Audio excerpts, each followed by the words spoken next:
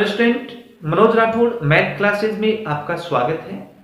Dear student, आज की video में हम क्लास 11 से एक्सरसाइज 10.1 को डिस्कस करेंगे।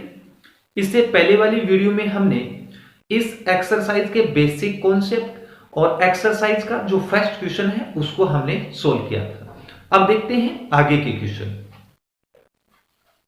सेकंड क्वेश्चन है, the base of an equilateral triangle with side 2a lies along the y-axis such that the midpoint of the base is at the origin. Find the vertices of the triangle. देखो student, आपको question में क्या बोला है कि एक triangle है। Okay student, तो सबसे पहले हम ट्राइंगल को कंस्ट्रक्ट करते हैं। ये आपका x axis, y axis, x dash and y dash. तो मान लेते हैं ये हमारे पास एक इक्विलैटरल ट्रायंगल है। ओके स्टूडेंट, जो इसका बेस है वो वाई एक्स के अलोंग है। ओके, और इसकी साइड क्या बता रहा है, 2a। तो हम मान लेते हैं ये जो इक्विलैटरल ट्रायंगल है वो है a, b एंड c, और जो इसका बेस है उसका मिड पॉइंट क्या बता रहा है, ओरिजिन, यानी कि O। अब देखो स्टूडेंट, हो सकता है कि वो ट्रायंगल इस साइड है लेकिन इस साइड भी तो हो सकता है, तो हम इस साइड भी ये ट्रायंगल कंस्ट्रक्ट करते हैं। हमें इस ट्रायंगल के वर्टिसेस फाइंड आउट करने हैं और इस पॉइंट को नाम दे देता हूं मैं D। अब देखो स्टूडेंट, ये आपका A B C equilateral triangle है, तो इसका मतलब तीनों साइड क्या है, इसकी बराबर है।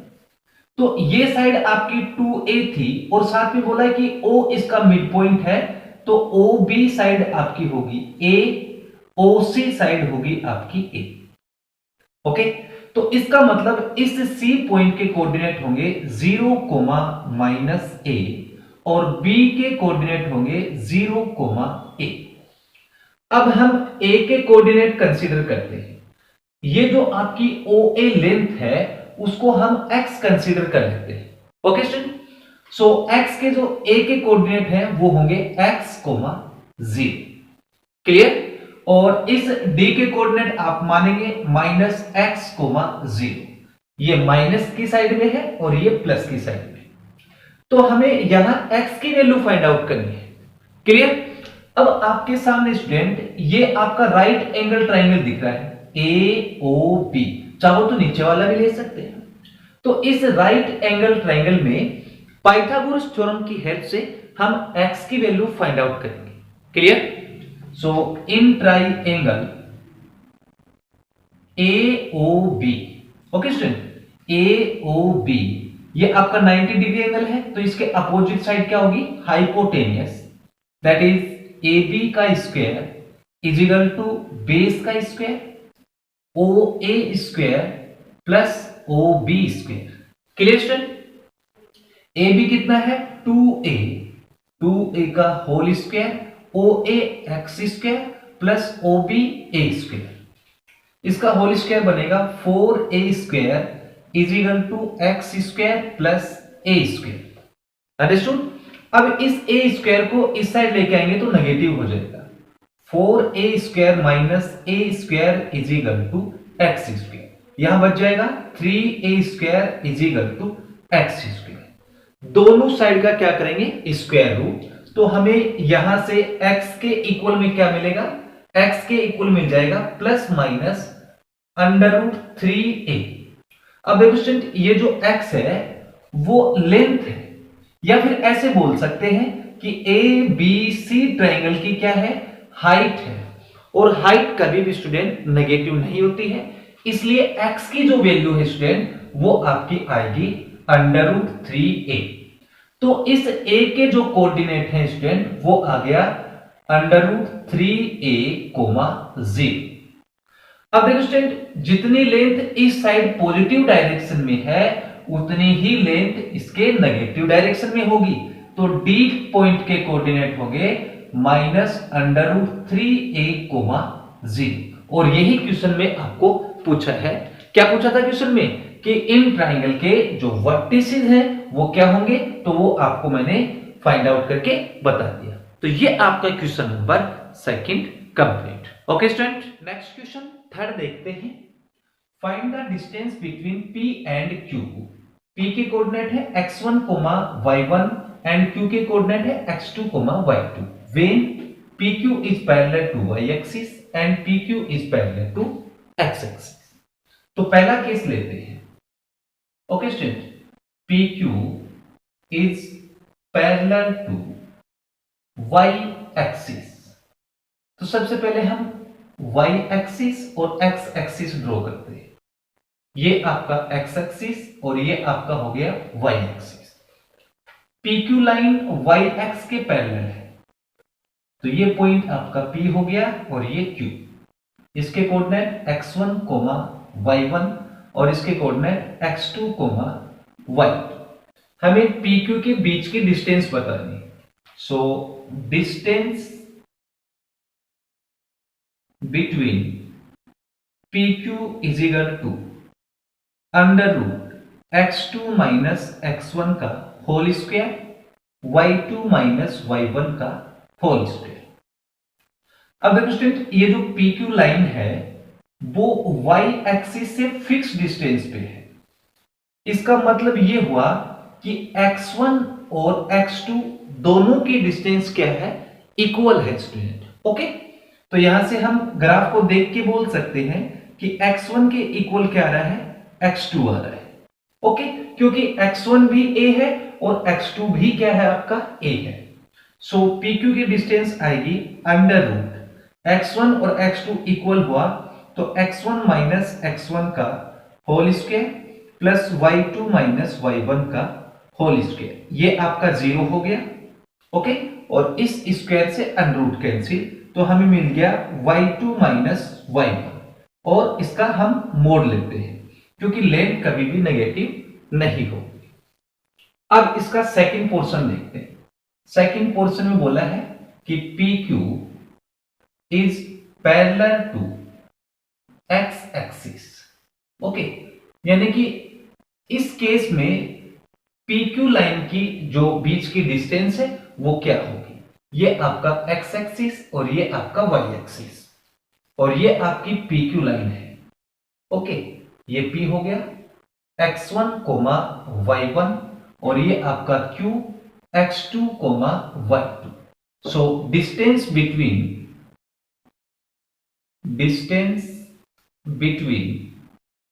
PQ is equal to under root x2 minus x1 का whole square plus y2 minus y1 का होल स्क्वायर।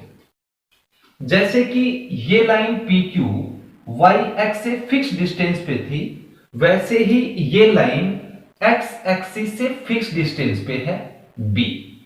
तो इस ग्राफ को देख के बता सकते हैं कि y1 और y2 दोनों की डिस्टेंस इक्वल होगी। ओके स्टूडेंट, तो यहां से हम बोल सकते हैं ग्राफ के अकॉर्डिंग कि भाई y1 के इक्वल क्या होगा, y2 होगा। दोनों की डिस्टेंस क्या है, समान है, बराबर है।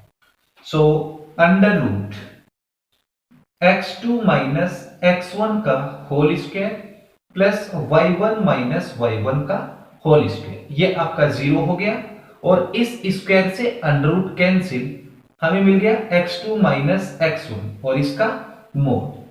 तो जब लाइन PQ y एक्स के पैरेलल थी तो इसकी P और Q के बीच की डिस्टेंस आई y2 माइनस y1 और जब लाइन x एक्स के पैरेलल थी तो PQ की बीच की डिस्टेंस आ गई x2 माइनस x1। तो ये आपका question number third complete. Yes student, next question number 4 देखते हैं। Find the point on the x axis which is equidistant from the points 7, 6 and 3, 4। Student, इस क्वेश्चन को हम ग्राफ की हेल्प से समझते हैं। ये हमारा y एक्सिस है और ये हो गया आपका x एक्सिस। y एक्सिस पे लेते हैं हम 1, 2, 3, 4, 5 एंड 6, ये आपका y एक्सिस हो गया। x एक्सिस पे 1, 2, 3, 4, 5, 6 एंड 7, ये आपका एक्स एक्सिस हो गया। आपको क्वेश्चन में क्या बोला है कि वाई एक्स एक्सिस पे वो पॉइंट फाइंड आउट करना है जो इन दो पॉइंट से इक्वी डिस्टेंस पे है। तो पहला पॉइंट है 7,6, 7,6, ये इस पॉइंट को नाम देता हूं मैं ए, 7,6। इस पॉइंट से डिस्टेंस और दूसरा पॉइंट क्या है 3,4, तो ये आपका 4 हो गया। इसको नाम देता हूं मैं बी, 3,4। आपको बोला कि इन दोनों पॉइंट से इक्वी डिस्टेंस पे, तो इस पॉइंट से ये डिस्टेंस और इस पॉइंट से ये डिस्टेंस क्या है आपकी इक्वल। ओके स्टूडेंट, और वो पॉइंट किस पे है, एक्स एक्सिस पे है। तो मान लेते हैं वो पॉइंट आपका सी। अब स्टूडेंट ये जो सी पॉइंट है वो किस पे लाई कर रहा है, एक्स एक्सिस पे कर रहा है। तो एक्स एक्सिस पे आपको पता है कि कोऑर्डिनेट होता है x, 0। अब हमें क्या करना है स्टूडेंट, इस x की वैल्यू फाइंड आउट करनी है। जैसे ही हम x की वैल्यू फाइंड आउट कर देंगे हमारा आंसर आ जाएगा। अब आपको क्वेश्चन में क्या गिवन है कि इस C पॉइंट से ये डिस्टेंस और इस C पॉइंट से ये डिस्टेंस क्या है, इक्वल है। तो क्वेश्चन में क्या गिवन है, given BC is equal to AC। Okay, BC distance है और AC भी क्या है, डिस्टेंस इक्वल है।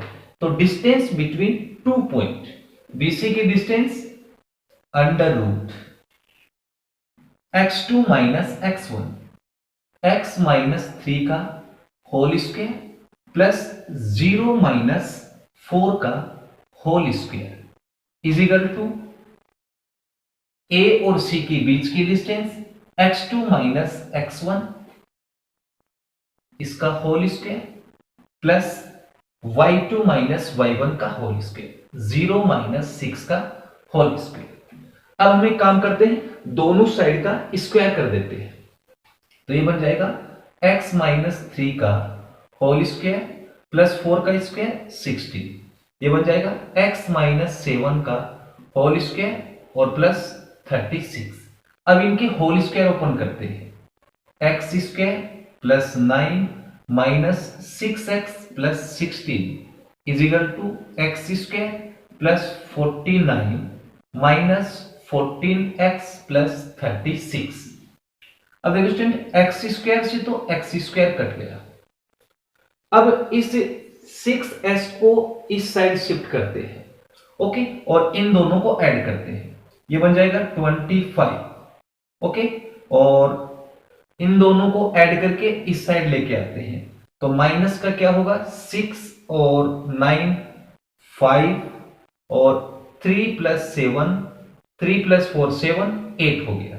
और इस साइड ये बच गया माइनस का 14x प्लस का 6x। यहां से 60 बच गया माइनस का, इज इक्वल टू माइनस का 8x। माइनस से माइनस आपका कैंसिल, x के इक्वल में आएगा 60/8 जो कि 4 से कैंसिल हो गया, 15/2। तो इस पॉइंट के कोऑर्डिनेट स्टूडेंट आ गए 15/2, 0, जो कि इन दोनों पॉइंट से क्या था, इक्वी डिस्टेंस पे और एक्स एक्स पे था। क्लियर? तो ये आपका question number 4 complete. Next question number 5 देखते हैं। Find the slope of A line. एक लाइन का स्लोप फाइंड आउट करना है which is passes through the origin, origin से पास हो रही है, एंड और the mid point of the line segment joining the points P and Q। और ये जो इन दो पॉइंट को ज्वाइन करते हैं वो जो लाइन सेगमेंट है उसके मिड पॉइंट से पास हो रही है, उस लाइन का स्लोप फाइंड आउट करना है। तो इसको हम ग्राफ की हेल्प से समझते हैं। देखो स्टूडेंट, ये हमारे पास हो गया y एक्सिस, ओके, और ये है आपका x एक्सिस। x एक्सिस पे हम देखो 8,0 है, तो 1 2 3 4 5 6 7 8, ये Q पॉइंट है, इसके कोऑर्डिनेट है 8,0 और P की कोऑर्डिनेट है 0,-4। तो -1 -2 -3 एंड -4। ये P पॉइंट हो गया और इसके कोऑर्डिनेट है 0,-4। तो इन दोनों पॉइंट को हम क्या करते हैं, ज्वाइन करते हैं। ओके स्टूडेंट, P और Q को हमने क्या किया, ज्वाइन किया। ओके, अब हम मान लेते हैं कि PQ का मिड पॉइंट सपोज कहीं भी मान लेते हैं, ये है इसका मिड पॉइंट जिसको मैं M से रिप्रेजेंट करता हूं।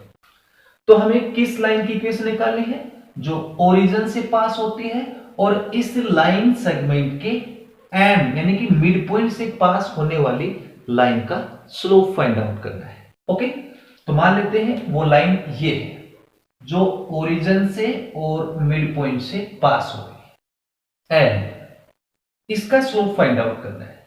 तो स्टूडेंट, इसका स्लोप फाइंड आउट करने के लिए फर्स्ट ऑफ ऑल हमें इस मिड पॉइंट के कोऑर्डिनेट फाइंड आउट करने हैं। ओके स्टूडेंट, सो कोऑर्डिनेट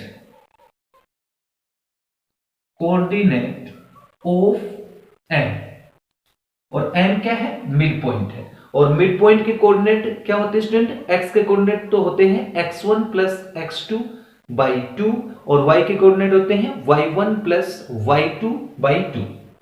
तो x1 plus x2 that is 0 plus 8 by 2 और y के कोऑर्डिनेट क्या होंगे, -4 प्लस 0 बाई 2।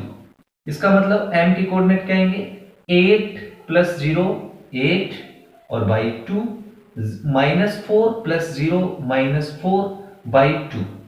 तो ये कोऑर्डिनेट आ गए आपके m के 4, -2।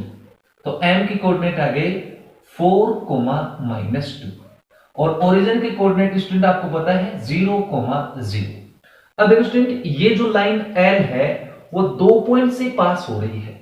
ओके स्टूडेंट, ये लाइन कितने पॉइंट से पास हो रही है, 2 पॉइंट से, और अगर कोई लाइन 2 पॉइंट से पास होती है तो उसका स्लोप क्या होता है, m के इक्वल में y2 minus y1 upon x2 minus x1। Clear? So slope of a required line, slope of a required line is equal to y2 minus y1। अब देखो स्टूडेंट, किसको y1 कंसीडर करेंगे, किसको y2 कंसीडर करेंगे। अब अगर मान लो कि ये आपका y1 है तो ये आपका ऑटोमेटिक y2 बन जाएगा, या फिर अगर ये y1 है तो ये आपका y2 बन जाएगा, इससे कोई फर्क नहीं पड़ता है। तो अपनी मर्जी से इसको y1 मान लो चाहे इसको y1 मान लो। तो मैं y2 इसको कंसीडर कर रहा हूं, y2 minus y1 that is -2 minus 0, y2 minus y1 upon x2 minus x1। अब ये x2 हो जाएगा और ये आपका x1, 4 माइनस 0। अब -2 माइनस 0 आपका -2 आएगा और 4 माइनस 0 आपका 4 आएगा, 2 से कैंसिल हो गया 2 टाइम, -1/2। ये आपका रिक्वायर्ड लाइन का स्लोप आ गया जो ओरिजिन और इस लाइन सेगमेंट के मिड पॉइंट से पास हो रही थी। तो ये आपका क्वेश्चन नंबर 5 कंप्लीट।